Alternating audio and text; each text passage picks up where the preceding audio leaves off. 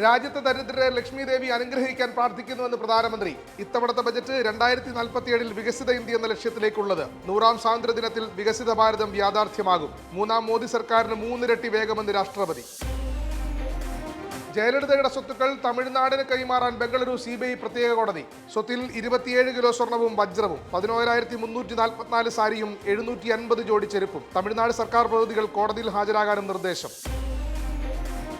ബാലരാമപുരത്തെ 2.5 വയസ്സുകാരിയുടെ കൊലപാതകത്തിൽ ജ്യോത്സ്യൻ കസ്റ്റഡിയിൽ. പോലീസ് പിടികൂടിയത് കരിക്കകം സ്വദേശി ശംഖുമുഖം ദേവിദാസനെ. കൊലയ്ക്ക് കാരണം അന്ധവിശ്വാസമാണോ എന്നും അന്വേഷണം. കുഞ്ഞിന്റെ അമ്മയെ പ്രതി ചേർക്കാൻ സാധ്യത. ലൂസിഫർ വീണ്ടും തിയേറ്ററുകളിൽ എത്തിക്കാൻ ആഗ്രഹമെന്ന് ആന്റണി പെരുമ്പാവൂർ. തിയേറ്ററുകളിൽ 2 ആഴ്ച പ്രദർശിപ്പിക്കണം. അത് കണ്ട ശേഷം എമ്പുരാൻ റിലീസ് ചെയ്യണം. പ്രതികരണം എമ്പുരാൻ ടീസർ ലോഞ്ചിനിടെ. ടൊവിനോയുമായി പിണക്കത്തിലെന്ന് നിർമ്മാതാവ് ലിസ്റ്റിൻ സ്റ്റീഫൻ. പിണക്കം സിനിമയ്ക്കുള്ളിൽ മാത്രം. സിനിമയുടെ ഭാഗമായി പ്രവർത്തിച്ച് ആരെങ്കിലും വേദനിപ്പിച്ചെങ്കിൽ മാപ്പ് ചോദിക്കുന്നുവെന്ന് ടൊവിനോ.